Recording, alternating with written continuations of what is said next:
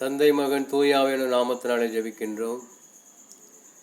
எங்களை அதிகமாக நேசிக்கின்ற எங்கள் அன்பு தந்தையே, எங்கள் அன்பான இரட்சகரின் பிறப்பை நாங்கள் மீண்டும் ஒரு முறை பகிர்ந்து கொள்ளும்போது கிறிஸ்து பிறப்பின் மகிமையை மீண்டும் மீண்டும் கேட்பதால் நாங்கள் ஒருபோதும் சலிப்படையக்கூடாது. எங்கள் புரிதலின் பலவீனத்திற்கு மத்தியில் உம்முடைய கிருபை எங்களை நிரப்பட்டும். எங்கள் சிந்தனையும் இருதயத்தையும் உங்களுடைய கிருபை நிரப்பட்டும். உம்முடைய மகிமைக்காக இந்த சிறந்த செய்தியின் காரணமாக இயேசுவின் நாமத்தினால் கேட்கின்றோம். ஆமேன்.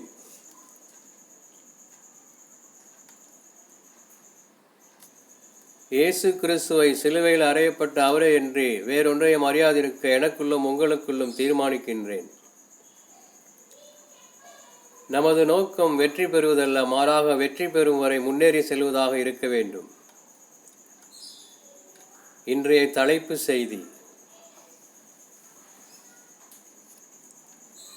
பொதுவாக செய்தி என்பது நம்மை சுற்றி நடக்கும் சம்பவங்களும் நிகழ்வுகளும் நேரடியாகவும் மறைமுகமாகவும் நிகழ்ந்து கொண்டிருக்கும் உண்மைகளாகும். நம்முடைய தனிப்பட்ட ஒவ்வொருடைய வாழ்வும் ஒரு செய்திதான். இன்றைக்கு உங்கள் மத்தியில் நான் பகிரும் செய்தி, செய்திக்கெல்லாம் மகா பெரிய செய்தி, கிறிஸ்மஸ் செய்தி. எப்படி எனில், ராஜாவுக்கெல்லாம் ராஜாவாக இருக்கின்ற இயேசு மகாராஜாவின் பிறப்பின் செய்தி, கிறிஸ்மஸ் செய்தி. இது ஒரு தலைப்பு செய்தி, என்றும் மங்காத புதுமை நிறைந்த செய்தி. இம்மை வாழ்வில் துவங்கி மறுமை வாழ்வில் முழுமை பெறும் நிலை வாழ்வின் செய்தி. இது தேவனுடைய செய்தி, இது தேவகுமாரனின் செய்தி. ஆமேன். நம் அனைவருக்குமான இந்த வருட கிறிஸ்மஸ் செய்தி என்னவென்றால், பயப்படாதே சிறு மந்தையே. நம் அனைவருக்குமான கிறிஸ்மஸ் செய்தி தேவன் சொல்வது என்னவென்றால், பயப்படாதே சிறு மந்தையே. பயப்படாதே என்று நான் உங்களுக்கு சொல்லவில்லை, மாறாக நம் அனைவரையும் உண்டாக்கின தேவனுடைய வார்த்தைகள் சொல்லுகின்றது. பயப்படாதே சிறு மந்தையே, பயப்படாதே, நான் என்னுடைய ஒரே பேரான மகனையே உங்களுக்கு தந்திருக்கின்றேன். ஆகையால் நீங்கள் பயப்பட வேண்டாம். கிறிஸ்மஸ் செய்தி ஒரு தலைப்பு செய்தி, பயப்படாதே சிறு மந்தையே. லூக்கா அதிகாரம் 2:1-20 வரை. யோசேப்பும் தனக்கு மனைவியாக நியமிக்கப்பட்ட கர்ப்பவதியான மரியாளுடனே கலிலேயா நாட்டிலுள்ள நாசரேத்தில் இருந்து யூதேயா நாட்டிலுள்ள பெத்லேகம் என்னும் தாவீதின் ஊருக்கு போனான். அவ்விடத்திலே அவர்கள் இருக்கையில் அவளுக்கு பிரசவ காலம் நேரிட்டது. அவள் தன் முதற் பேரான குமாரனை பெற்று சத்திரத்தில் அவர்களுக்கு இடமில்லாதிருந்தபடியினால் பிள்ளையை துணிகளில் சுற்றி முன்னிலையில் கிடத்தினாள்.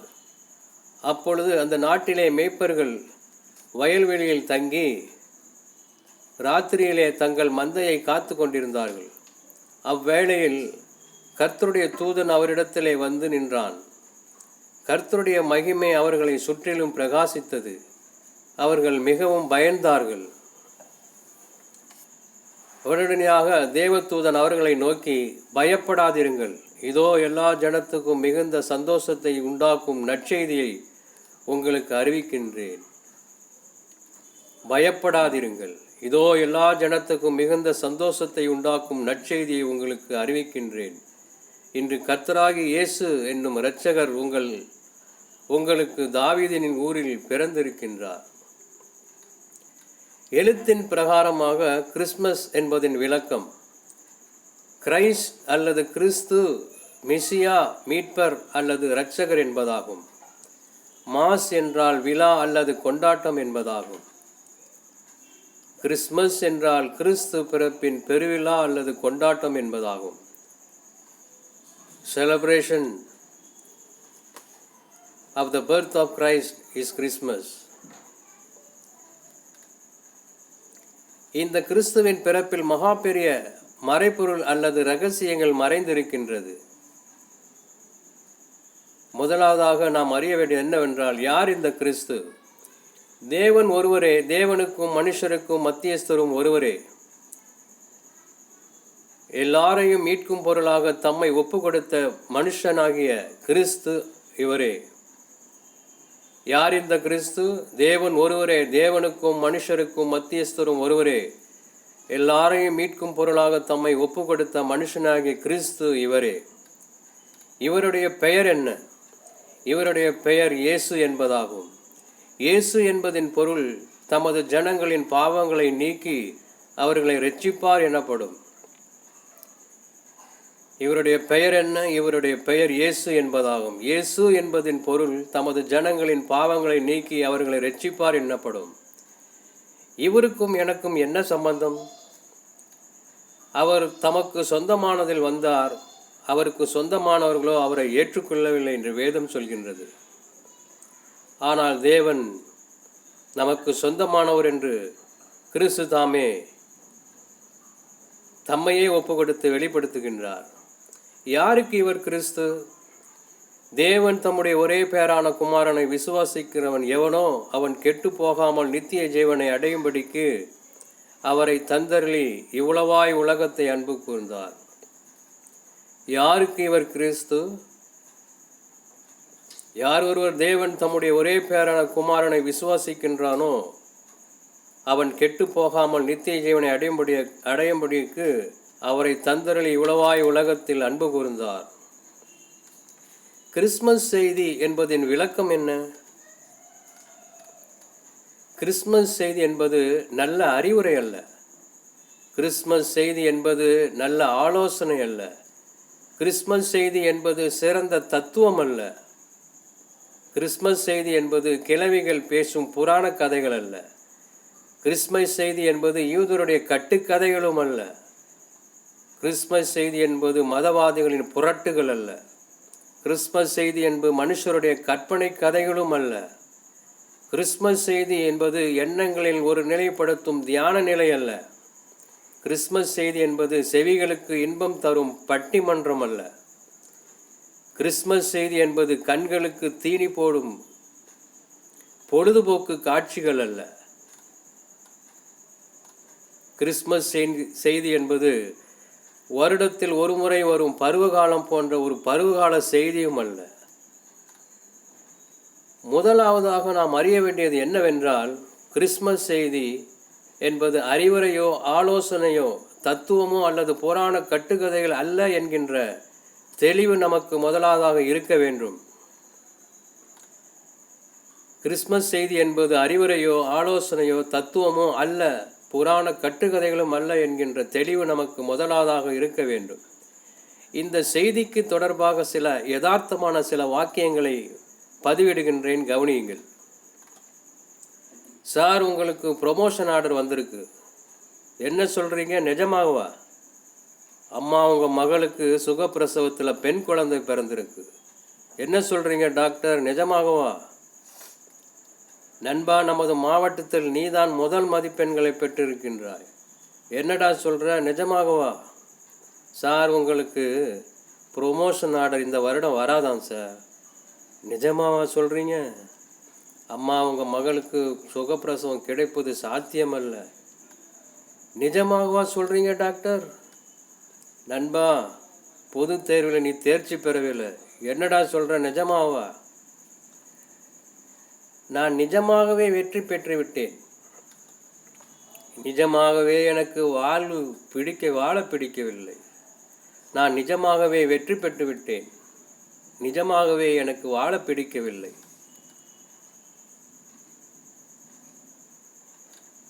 நான் சொல்வதெல்லாம் நிஜமே. என்னைக்காவது நீ நிஜத்தை பேசியிருக்கியா? நான் காண்கிற இந்த காட்சி நிஜமா? நிஜமா சொல்லு, நீ அதை பார்த்தாயா? உங்கள் அப்பா நிஜமாகவே நல்லவர். அம்மா, நிஜமாகவே நம்ம அப்பாவுக்கு பொல்லாதவராமா? என்னுடைய கணவர் பொதுவாகவே நிஜத்தை தான் பேசுவார். ஏங்க, என்னைக்காவது உங்கள் வாயிலிருந்து நிஜத்தை பேசியிருக்கீங்களா? நீங்கள் சொல்வதெல்லாம் நிஜம்தானே. நான் ஒன்று நிஜத்தை பேசுவதற்கு பெரிய உத்தமன் அல்ல. ஆம், எங்கும் நிஜம் நிஜம் நிஜம். நிஜம் என்றால் என்ன? உங்களுக்கு நிஜம் என்றால் பிடிக்குமா? உங்களுக்கு நிஜம் என்றால் என்னவென்று தெரியுமா? நாம் என்றைக்காவது நிஜம் என்றால் என்னவென்று சிந்தித்தது உண்டா? பொதுவாக நாம் அனைவரும் நிஜம் என்றால் இப்படியாக சொல்வதுண்டு. அதாவது நிஜம் என்றால் கற்பனை அல்லாத உண்மையில் இருக்கிற இவ்வுலகில் காணப்படுகிற மெய்மை, உண்மை, பிறரால் உண்மை என்று கருதப்படுவது மட்டுமல்லாது மெய்யாகவே உள்ளதான உண்மை நிலை, உண்மை தன்மையாகும். நிஜம் விரும்பவும் படுகின்றது, நிஜம் வெறுக்கவும் படுகின்றது. ஆனால் நாம் விரும்பினாலும் விரும்பாவிட்டாலும் நிஜம் நிஜமாகவே இருக்கின்றது. நிஜம் விரும்பவும் படுகின்றது, நிஜம் வெறுக்கவும் படுகின்றது. ஆனால் நாம் விரும்பினாலும் விரும்பாவிட்டாலும் நிஜம் நிஜமாகவே இருக்கின்றது. கிறிஸ்மஸ் செய்தி என்பது ஒரு நிஜம். கிறிஸ்மஸ் செய்தி என்பது நிஜமான செய்தி. கிறிஸ்மஸ் செய்தி என்பது ஒரு நிஜம். கிறிஸ்மஸ் செய்தி என்பது ஒரு நிஜமான செய்தி. நீங்கள் நிஜத்தை நம்புகின்றவரா? அப்படி என்றால் இந்த நிஜமான கிறிஸ்மஸ் செய்தி உங்களுக்காகத்தான். கிறிஸ்மஸ் செய்தி என்பது உங்களையும் என்னையும் உண்டாக்கின கடவுளின் செய்தி. நீங்கள் கடவுளை நம்புகின்றவரா? அப்படி என்றால் இந்த கடவுளின் செய்தி உங்களுக்காகத்தான். கிறிஸ்மஸ் செய்தி என்பது உலக மக்களுக்கு கடவுளால் தரப்பட்ட ஒரு நல்ல செய்தி. நீங்கள் உங்கள் வாழ்க்கையில் நல்லதே நடக்க வேண்டும் என்று என்றும் விரும்புகின்றவரா? அப்படி என்றால் இந்த கடவுளின் செய்தி, நல்ல செய்தி உங்களுக்காகத்தான். கிறிஸ்மஸ் செய்தி என்பது உலக மக்களுக்கு கடவுளால் தரப்பட்ட ஒரு தலைப்பு செய்தி. நீங்கள் நாட்டு நடப்பை அறிந்து கொள்ள முக்கியமான தலைப்பு செய்தியை அறிய ஆசைப்படுகின்றவரா? அப்படி என்றால் இந்த கடவுளின் தலைப்பு செய்தி உங்களுக்காகத்தான்.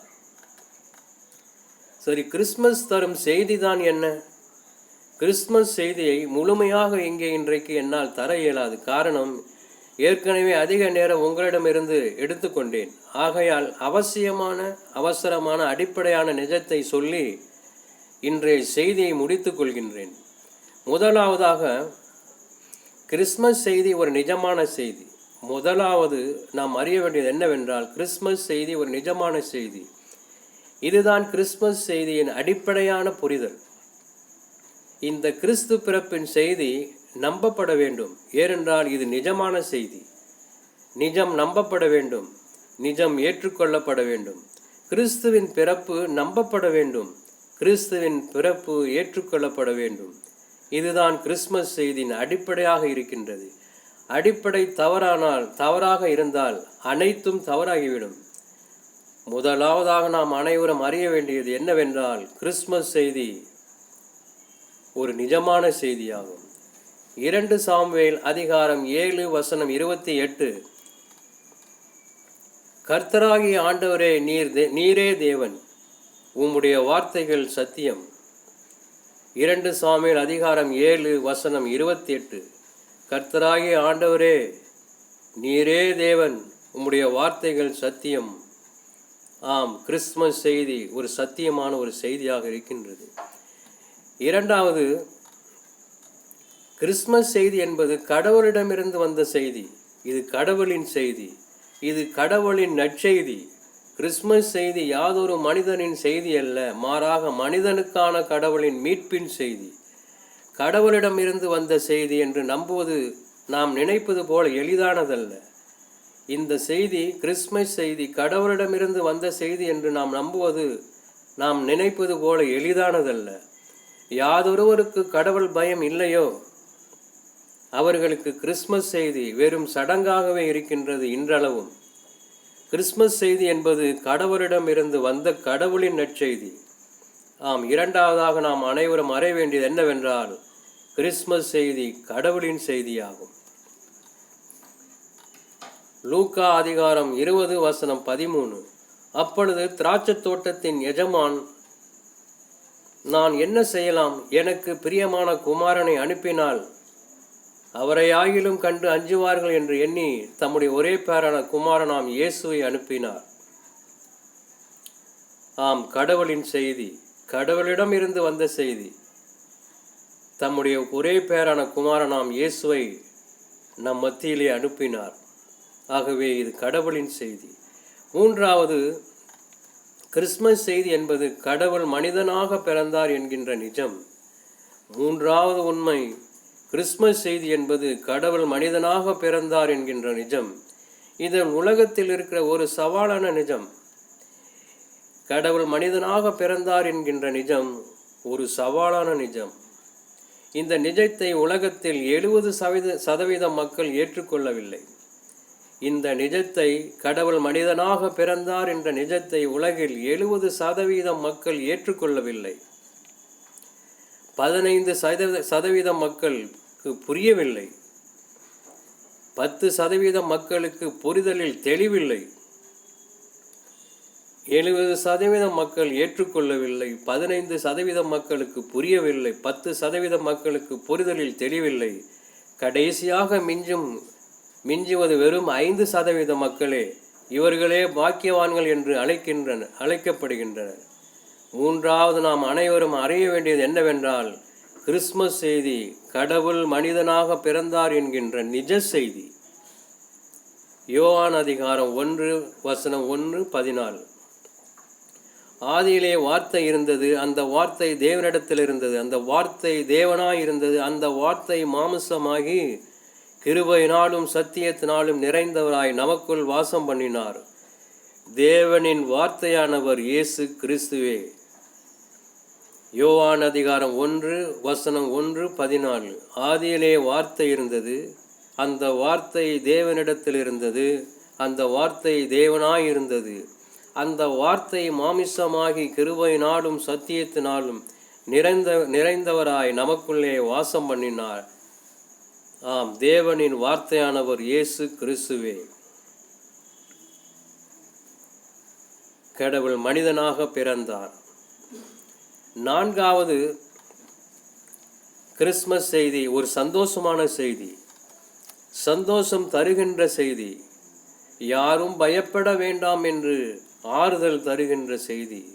யாதொரு பிரச்சனைகளுக்கும் தேவைகளுக்கும் வியாதிகளுக்கும் குறைவுக்கும் பயப்பட வேண்டாம், பயப்படாதீர்கள் என்கின்ற தேவ செய்தி. பயப்பட வேண்டாம் என்கின்ற வாய்ஜால வார்த்தை அல்ல, மாறாக சர்வ வல்லமையுள்ளவரின் வாக்குத்தத்தம் நிறைந்த செய்தி.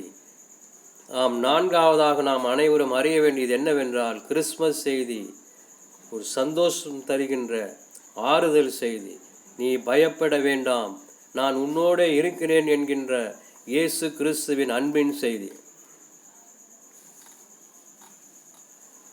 மத்தேயு அதிகாரம் 1:23. இதோ ஒரு கன்னிகை கர்ப்பவதியாகி ஒரு குமாரனை பெறுவாள், அவருக்கு இம்மானுவேல் என்று பெயரிடுவார்கள். இம்மானுவேல் என்பதற்கு தேவன் நம்மோடு இருக்கின்றார் என்று அர்த்தமாம். தேவன் எப்பொழுது நம்மோடு இருக்கின்றார் என்கின்ற சந்தோஷமான செய்தியை காட்டிலும் முதன்மையான சந்தோஷம் ஒன்றுமில்லை.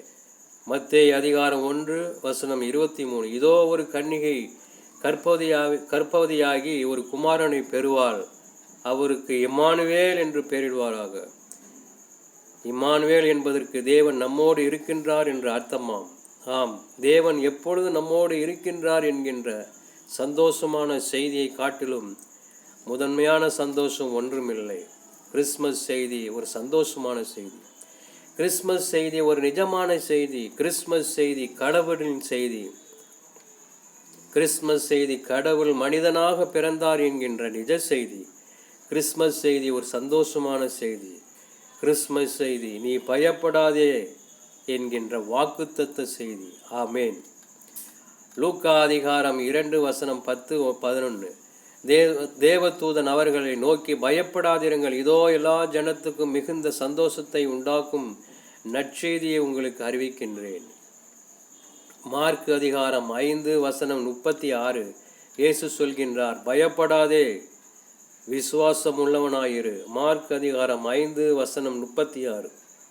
இயேசு சொல்கின்றார், பயப்படாதே, விசுவாசம் உள்ளவனாயிரு. இன்றைக்கு நமக்கு சொல்லப்படுகின்ற கிறிஸ்து பிறப்பின் நற்செய்தி என்னவென்றால், பயப்படாதே சிறுமந்தையே, நீ பயப்படாதே, நான் உனக்கு உதவி செய்வேன் என்கின்ற இயேசு என்கின்றார் இயேசு கிறிஸ்து. இன்றைக்கு நமக்கு சொல்லப்படுகின்ற கிறிஸ்து பிறப்பு நற்செய்தி என்னவென்றால், பயப்படாதே சிறுமந்தையே, நீ பயப்படாதே, நான் உனக்கு உதவி செய்வேன் என்கின்றார் இயேசு கிறிஸ்து. ஆமேன். இந்த செய்தியின் முடிவாக ஒரு சிறு உதாரணத்தை சொல்லி முடிக்கின்றேன்.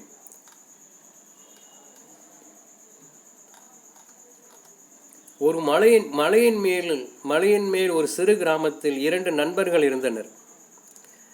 அதில் ஒருவர் குருடர், மற்றொருவர் நொண்டி. அவர்கள் இருவரின் வாழ்வாதாரம் மிகவும் கேள்விக்குறியாக இருந்தபடியினால் நல்ல வருமானம் ஈட்டும்படியாக அவர்கள் இருவரும் தாங்கள் வசிக்கும் மலையின் மேல் இருக்கின்ற அந்த கிராமத்திலிருந்து நகரத்திற்கு செல்ல முடிவு செய்தனர். அந்த கிராமத்தில் போக்குவரத்து சாதனம் எதுவும் இல்லாததால் அவர்கள் எப்படி தங்களது பயணத்தை திட்டமிடுவது என்று பேசிக்கொண்டனர். குருட்டு நண்பர் நொண்டி நண்பரிடம் இப்படியாக சொல்கின்றார், எனக்கு பார்வை கிடையாது, ஆனால் என்னால் நன்றாக நடக்க இயலும். ஆனால் உனக்கோ பார்வை இருக்கின்றது, ஆனால் சரியாக நடக்க முடியாது. ஆகவே நான் உன்னை சுமந்து செல்கின்றேன். எனக்கு செல்லும் பாதையை கூறினால் நாம் நகரத்திற்கு சென்றுவிடலாம் என்றார். அதற்கு நொண்டி நண்பர் சம்மதம் தெரிவிக்கவே இருவரும் பயணத்தை மேற்கொண்டனர். நொண்டி வழிகாட்ட குருடன் நடக்க துவக்கத்தில் அவர்கள் பயணம் எளிதாக மகிழ்ச்சியாக இருந்தது. நொண்டி வழிகாட்ட குருடன் நடக்க துவக்கத்தில் அவர்களுடைய பயணம் எளிதாக மகிழ்ச்சியாக இருந்தது. அவர்கள் இருவரும் சிறிது தூரம் சென்று கொண்டு இருக்கையில் தவறுதலாக நொண்டி வழிகாட்ட குருடன் தடுமாற்றம் அடைந்து இருவரும் ஒரு குழியிலே விழுந்து படுகாயமடைந்தனர். அவர்கள் இருவரின் பயணமும் தடைபடுகின்றது. அவர்களால் தொடர்ந்து பயணம் செய்ய இயலவில்லை. அதனால் அவர்கள் சேர வேண்டிய இடத்திற்கு செல்ல முடியாமல் நடுவழியிலே நின்று போனார்கள். நகரத்திற்கும் செல்ல முடியாமல், திரும்பி கிராமத்திற்கும் செல்ல முடியாமல் நடுவழியில் அவர்கள் பிரயாணம் நின்று போனது. ஆம், கடவுளை குறித்த அறிவு இருந்தும் கீழ்ப்படியாதோர் இந்த கதையில் வருகின்ற நொண்டியை போல் இருக்கின்றனர். கடவுளை குறித்து அறிவு இருந்தும் கீழ்ப்படியாதோர் இந்த கதையில் வருகின்ற நொண்டியை போல் இருக்கின்றனர். கடவுளுக்கு கீழ்ப்படுகின்றவர் அவரை குறித்து அறிவு இல்லாதோர் இந்த கதையில் வருகிற குருடனை போல் இருக்கின்றனர். கடவுளுக்கு கீழ்ப்படுகின்றவர் ஆனால் அவரை குறித்து அறிவில்லாதோர் இந்த கதையில் வருகின்ற குருடனை போல் இருக்கின்றார். மெய்யான இறைவனை குறித்த அறிவும் கீழ்ப்படிதும் இல்லாதோர் குருடராகவும் சப்பானிகளாகவும் இருக்கின்றனர். அப்பேற்பட்டோர் மறுமை வாழ்வின் இலக்கை அடைவதில்லை. மெய்யான இறைவனை குறித்த அறிவும் கீழ்ப்படிதலும் இல்லாதோர் குருடராகவும் சப்பானிகளாகவும் இருக்கின்றனர். இவர்கள் இருவரும் அப்பேற்பட்டவர்கள் மறுமை வாழ்வின் இலக்கை அடைவதில்லை. யோவான் அதிகாரம் 17 வசனம் 3. ஒன்றான மெய் தேவனாகிய உம்மையும் நீர் அனுப்பினவராகிய இயேசு கிறிஸ்துவை அறிவதே நித்திய ஜீவன். யோவான் அதிகாரம் 17 வசனம் 3. ஒன்றான மெய் தேவனாகிய உம்மையும் நீர் அனுப்பினவராகிய இயேசு கிறிஸ்துவை அறிவதே நித்திய ஜீவன். 1 சாமுவேல் அதிகாரம் 15 வசனம் 22. இறைவனுடைய சத்தத்திற்கு கீழ்ப்படுகிறதை பார்க்கிலும் வெறும் சடங்குகளும் ஆராதனைகளும் திருப்பலிகளும் இறைவனுக்கு பிரியமாய் இருக்குமோ? பழியை பார்க்கிலும் கீழ்ப்படிதலும் சடங்குகளை பார்க்கிலும் இறைவனுக்கு பயந்து வாழ்வதே உத்தமம். 1 சாமுவேல் அதிகாரம் 15 வசனம் 22. இறைவனுடைய சத்தத்திற்கு கீழ்ப்படுகிறதை பார்க்கிலும் வெறும் சடங்குகளும் ஆராதனைகளும் திருப்பலிகளும் இறைவனுக்கு பிரியமாக இருக்குமோ? சிந்தியுங்கள். பழியை பார்க்கிலும் கீழ்ப்படிதலும் சடங்குகளை பார்க்கிலும் இறைவனுக்கு பயந்து நடப்பதே வாழ்வின் உத்தமமாக இருக்கின்றது. ஆமேன். நாம் ஜெபிப்போம். எங்களை அதிகமாக நேசிக்கிற எங்கள் அன்பு தந்தையே, எங்கள் ஆண்டவராகிய இயேசு கிறிஸ்து நாமத்தினாலே உம்முடைய சமூகத்துக்கு வருகின்றோம். ஆண்டவரே, எங்கள் அனைவருக்கும் எப்பொழுதும் நீர் தருகின்ற செய்தி, பயப்படாதே பயப்படாதே சிறுமந்தையே. நீர் சொன்ன உம்முடைய வார்த்தையை நினைவு கூறும்படியாக பயப்படாதே பயப்படாதே சிறுமந்தையே என்கின்ற உம்முடைய வார்த்தைகளை உறுதிப்படுத்தும் விதமாக உம்முடைய ஒரே பேரான குமாரனாம் இயேசு இயேசுவை எங்களுக்காக தந்திருக்கின்றீர். தேவனே, தம்முடைய ஒரே பேரான குமாரனை விசுவாசிக்கிறவன் எவனோ அவன் கெட்டு போகாமல் நித்திய ஜீவனை அடையும்படிக்கு அவரை தந்தருளி இவ்வளவாய் உலகத்தை அன்பு கூர்ந்தீர் என்கின்ற உம்முடைய வார்த்தையின்படி எங்களை இந்த செய்தியை கேட்கின்ற அனைவரையும் தனித்தனியாக ஆசீர்வதிப்பீராக. பயப்படாதே சிறுமந்தையே, உங்களுக்கு ராஜ்யத்தை கொடுக்க உங்கள் பிதா பிரியமாய் இருக்கின்றார் என்கின்ற உம்முடைய உடன்படிக்கையின் வாக்குத்தத்தத்திற்காக உமக்கு நன்றி செலுத்துகின்றோம், உம்மை ஸ்தோத்தரிக்கின்றோம். பயப்படாதே சிறுமந்தையே, உங்களுக்கு ராஜ்யத்தை கொடுக்க உங்கள் பிதா பிரியமாயிருக்கின்றார் என்று சொன்னீரே, அதற்காக நன்றி செலுத்துகிறோம், உம்மை துதிக்கிறோம். எங்கள் ஆண்டவராகிய இயேசு கிறிஸ்துவே, உமக்கு எப்பொழுதும் பயந்து உம்முடைய இரக்கத்திற்கு காத்திருப்பவர் அனைவரும் மேலும் தேவ ஆவியானவர் தாமே தமது சட்டைகளை மறைத்து என்றும் பாதுகாத்து வழி நடத்துவாராக. எங்கள் ஆண்டவராகிய இயேசு கிறிஸ்துவின் நாமத்தினாலே ஜெபிக்கின்றோம். உம்முடைய நாமம் மட்டுமே மகிமை அடைவதாக. ஆமேன்.